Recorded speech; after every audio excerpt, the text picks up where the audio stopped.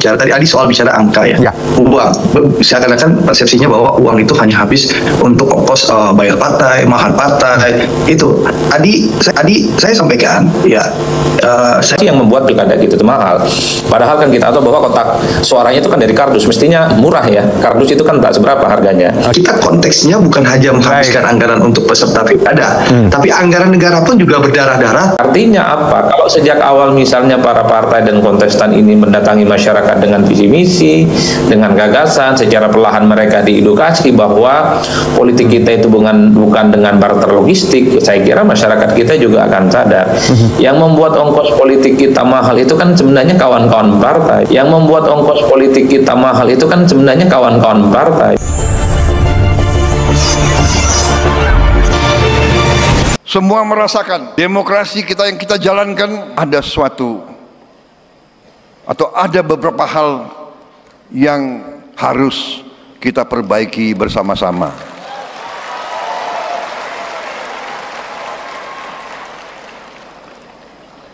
Menurut saya kita harus perbaiki sistem kita dan kita tidak boleh malu untuk mengakui bahwa kemungkinan sistem ini terlalu mahal.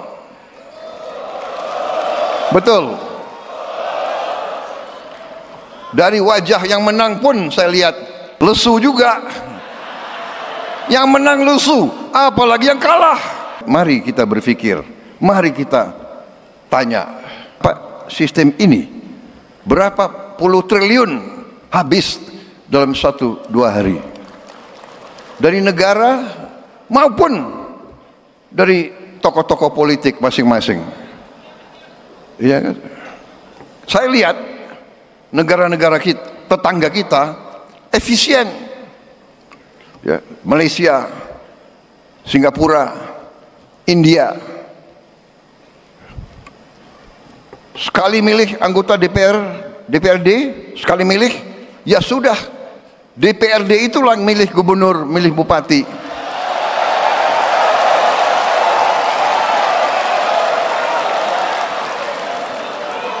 Efisien, nggak keluar duit, kayak kita kaya, bener nggak? Uang yang bisa beri makan anak-anak kita, uang yang bisa perbaiki sekolah, uang yang bisa perbaiki irigasi, uang yang bisa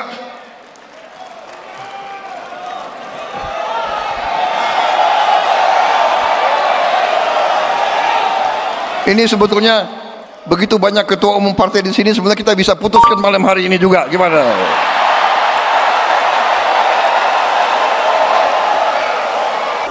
Kok pilkadanya kosnya tinggi ya? Setelah pilkada sekarang mulai kita mengatakan saling menyalahkan antara satu dengan yang lain.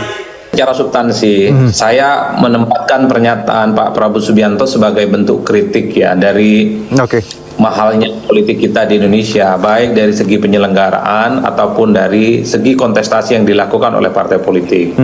Saya dari dulu sebenarnya Mas Herjuno selalu agak kritis ketika misalnya anggaran pemilu dan pilkada itu cukup luar biasa, bahkan jumlahnya menjadi triliunan, sementara kualitas demokrasi kita itu kan tidak terlampau baik seperti yang kita harapkan. Meski begitu, ini bukan berarti pemilihan kepala daerah harus dikembalikan kepala DPRD misalnya. Ini bagaimana misalnya menekan supaya anggaran lebih efisien dan pilkada tetap dilaksanakan secara langsung, karena hakikat demokrasi kita itu kan adalah demokrasi secara langsung, supaya kepala-kepala daerah yang terpilih itu sesuai dengan ekspektasi rakyat. Karena tentu kita tidak mau kepala daerah yang terpilih itu tidak sesuai dengan aspirasi dan cerminan dari masyarakat yang secara umum ya. Makanya dulu pernah ada istilah itu kan, bupati, wali kota, dan gubernur itu kan mirip-mirip orang membeli kucing di dalam karung, karena seringkali gubernur yang dipilih oleh DPRD tidak mencerminkan kehendak dan keinginan masyarakat secara umum. Itu yang pertama ya. Nah, yang kedua, sebenarnya saya juga termasuk yang mengkritik dan bahkan mengutuk keras ketika perhelatan pilkada serentak itu diwarnai oleh brutalitas politik yang cukup luar biasa, terutama misalnya praktik politik uang yang saya kira memang agak sulit untuk bisa dikendalikan, apalagi dihilangkan. Tapi ini juga bukan argumen sebenarnya untuk mengembalikan pilkada itu kepada DPRD. Yang paling penting sebenarnya apakah pilkada itu mahal atau tidak. Kuncinya menurut saya yang paling penting adalah pada partai politik. Misalnya soal mahar ya. Kita tahu bahwa misalnya ketika partai-partai politik ingin mendukung salah satu paslon, itu kan ada biaya dan maharnya yang cukup tinggi. Kalau partai politik berkomitmen misalnya bikin aturan yang jelas, haram hukumnya bagi partai-partai mendukung paslon misalnya harus dengan dibarter dengan nominal tertentu, saya kira angka politiknya juga bisa dikurangi. Yang kedua, Mas Hirjuno, kita juga tahu bahwa kontestan, para calon-calon yang bertanding ini kan semuanya dari partai politik, tim sukses dari partai politik, tim pemenangan dari partai politik. Kan mereka lah yang kemudian mengeluarkan dana yang cukup besar. Masyarakat itu dikasih dana, tidak dikasih dana, ya mereka akan tetap datang ke TPS. Artinya apa? Kalau sejak awal misalnya para partai dan kontestan ini mendatangi masyarakat dengan visi misi, dengan gagasan, secara perlahan mereka diedukasi bahwa politik kita itu bukan dengan barter logistik, saya kira masyarakat kita juga akan sadar. Yang membuat ongkos politik kita mahal itu kan sebenarnya kawan-kawan partai. Bisa tidak kawan-kawan partai itu bikin mekanisme sendiri yang bisa membatasi supaya ongkos politik itu bisa ditekan dan bahkan kalau bisa dikurangi. Jadi konsolidasi dengan rakyat itu ya tentu dengan berbasiskan ide dan gagasan. Bukan lagi karena kerudung, bukan karena lagi sembako, bukan karena lagi dengan berat ataupun politik uang. Jadi saya kira di situ. Makanya saya ingin meletakkan apa yang disampaikan oleh Presiden Republik Indonesia Pak Prabowo Subianto sebagai bentuk feedback dan kritik bahwa memang penyelenggaraan pilkada di Indonesia itu cukup mahal harganya dan kadang hasilnya tidak sebanding dengan apa yang kita inginkan. Meski begitu, bukan berarti gubernur, bupati dan wali kota itu mesti dikembalikan ke DPRD. Saya tetap berharap semoga kawan-kawan di DPR dan pemerintah pilkada tetap secara langsung, tapi ongkos termasuk soal politik uang itu bisa ditekan dan bahkan bisa dikendalikan. Saya mau bicara tadi Adi soal bicara angka ya.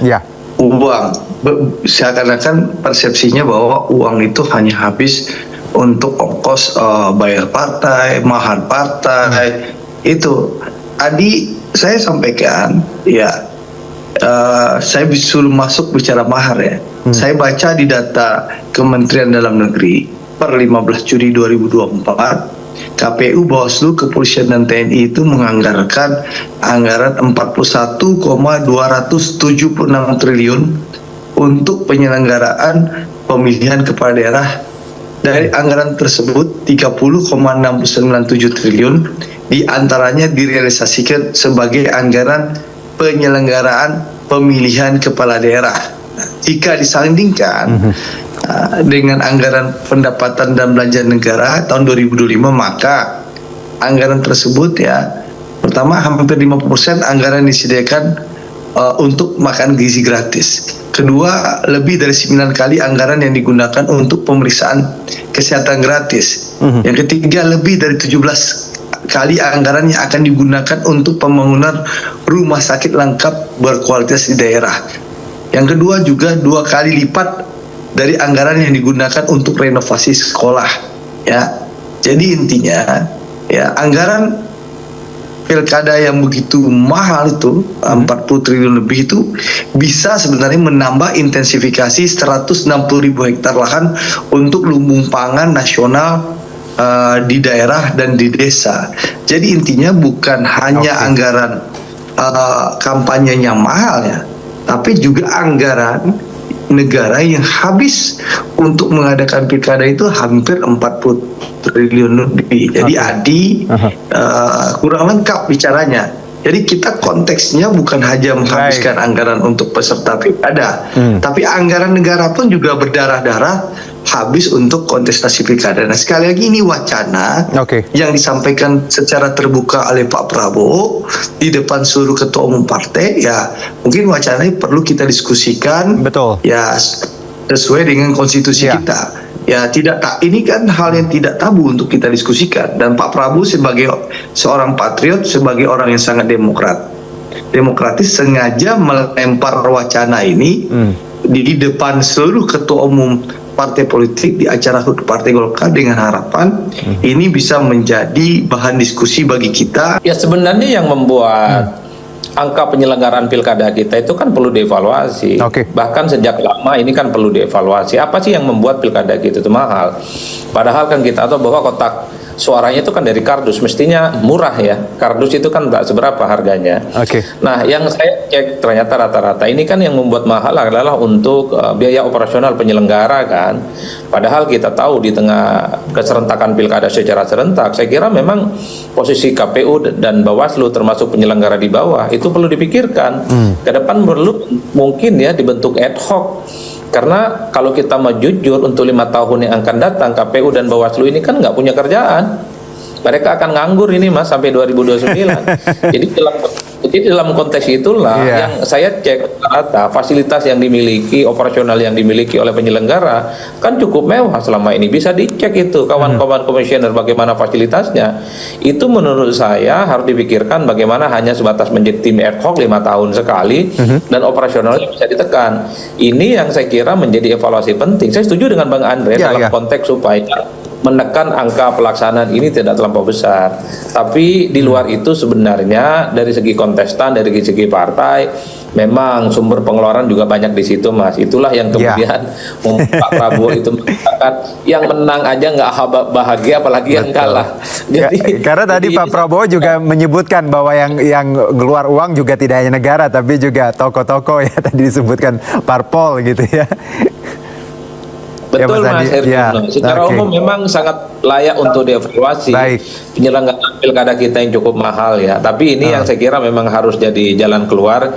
Gimana jalan baiknya? Satu, pilkada kita murah. Yang kedua, itu bisa mencerminkan esensi demokrasi secara langsung.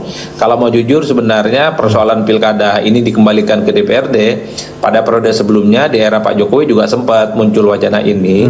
Tapi memang tidak secara terbuka disampaikan. Tapi karena ini yang menyampaikan adalah Presiden Republik Indonesia, Prabowo Subianto, tentu memancing perdebatan yang cukup serius.